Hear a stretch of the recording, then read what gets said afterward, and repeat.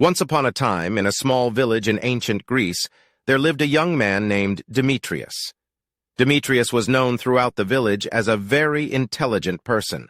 He was well educated and had an answer for almost everything. One day, Demetrius was walking through the village when he overheard two older men talking about a famous philosopher named Socrates.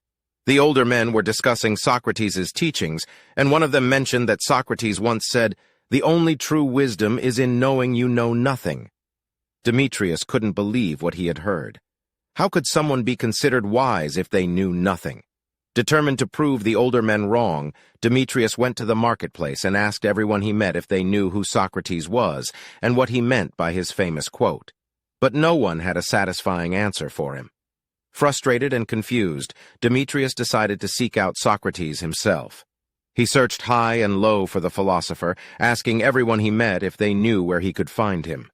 Eventually, he was led to Socrates' humble dwelling at the edge of the village. Socrates greeted Demetrius warmly and asked him what had brought him to his doorstep. Demetrius explained his frustration at not being able to understand the philosopher's quote and asked Socrates to explain it to him. Socrates smiled and invited Demetrius inside. Over a cup of tea, Socrates explained that the quote meant that true wisdom comes from recognizing the limits of our knowledge. It is only by acknowledging what we do not know that we can truly begin to learn and grow. Demetrius was amazed by Socrates' explanation. He had always thought that knowledge was power, but now he understood that there was great power in recognizing our own ignorance. From that day on, Demetrius became a regular visitor to Socrates' home.